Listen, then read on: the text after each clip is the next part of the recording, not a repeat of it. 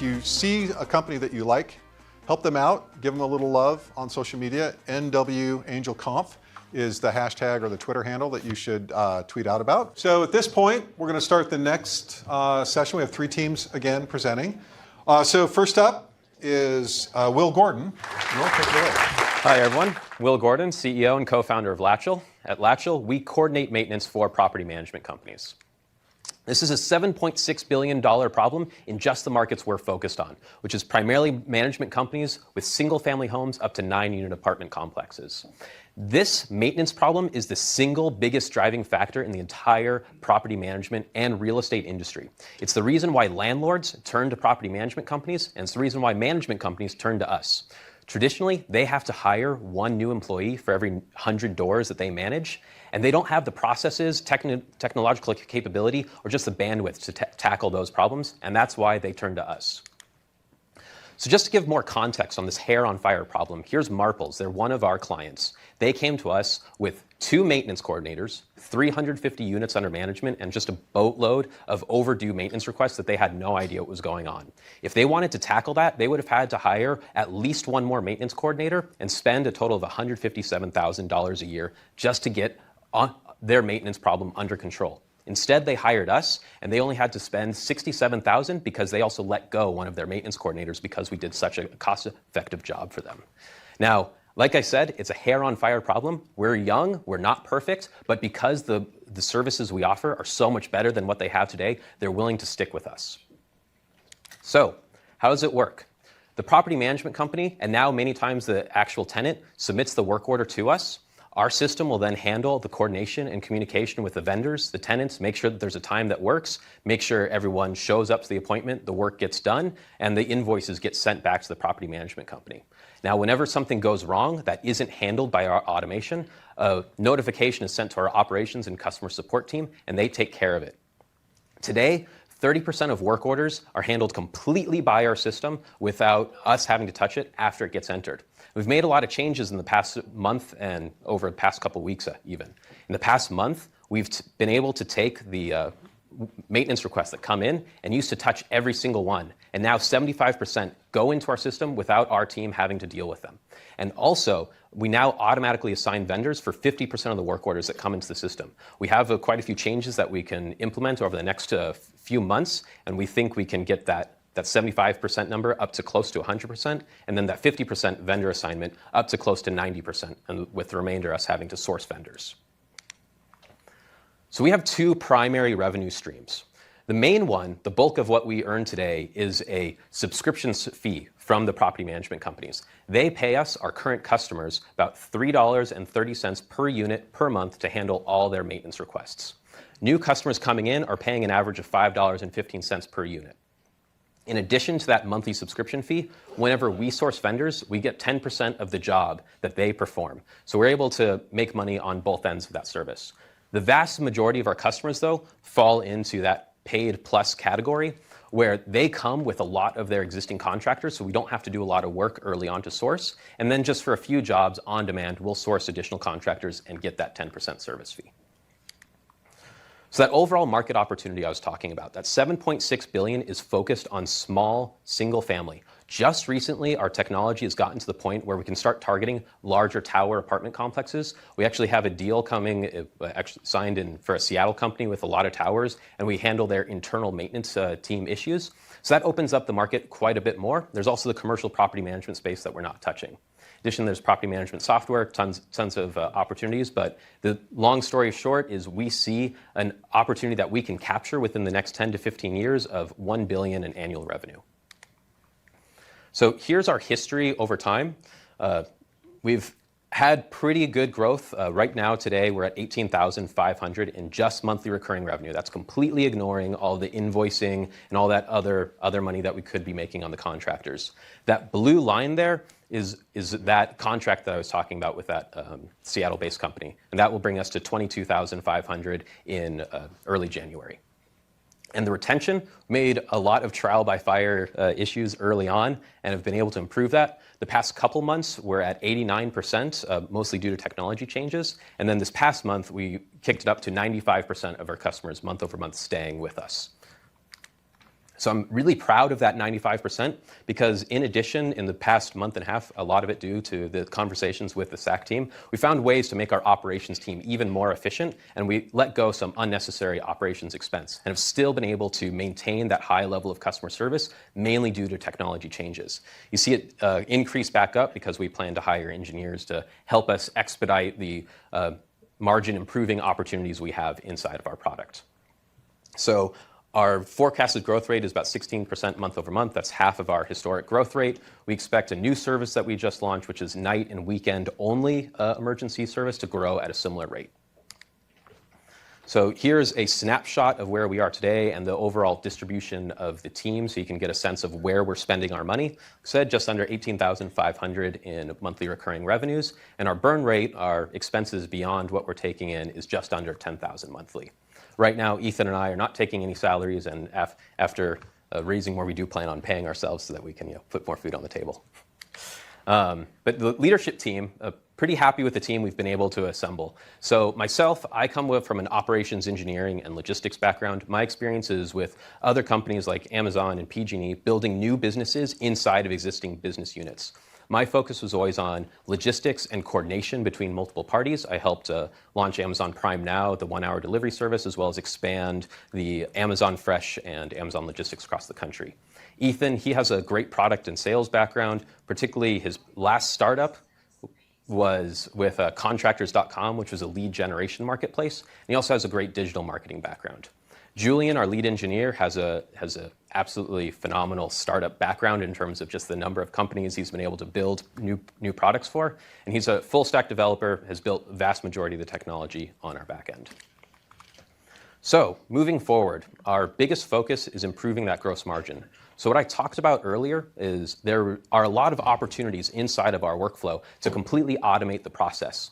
Simple ones are making sure that we don't touch any work orders as they come in, automatically assigning vendors and handling that process. There's also a lot of common exceptions that our team has to get on the phone to handle that we can automate. These are things like going back to a site after the first visit because there's a more complex issue, or scheduling for estimates when there's multiple vendors to coordinate with. We have a plan to automate most of that, so that 30% number should move to 60% within the next 3 to 6 months, and we expect our margin to improve substantially from around 45% now to above 60 to 70%. In addition, we have that night and weekend service. We're losing money on that today. On the unit economics level, it's pretty attractive. It's about 25 cents per unit to actually service an emergency maintenance request that comes in. And then we're taking in $1. We started the service to attract a very large client that needed that overall service, and it's very costly to have somebody 24 hours over the weekend and over those nights. So we're selling that service now, and we're about 1/3 of the way to completely covering its cost. And we project that we can 10x it without having to increase the manpower behind that service. Even more, we build a lot of technology that automates the process for us. But there's opportunity to package that and sell that to property management companies that may not want the full maintenance coordination solution. So we can sell those products just as a SaaS solution, and it's all digital sales that we don't have to get on the phone for. So since I have additional time, I'd like to talk about our metrics of lifetime value over customer acquisition cost. We do have a lot of phone communication for our sales right now, so I'm pretty proud of this number. Our best was just above 10 as a ratio of lifetime value over customer acquisition cost, but we normally vary between 4 to 6. And it is a crowded space in the overall maintenance coordination or just maintenance for property management companies. But I think Latchel is in a pretty unique position in the center of the maintenance outsourcing specifically. So most of these companies will handle just a tiny piece of the overall puzzle, and we are handling that end to end, which really is what's addressing the true pain of the property management companies.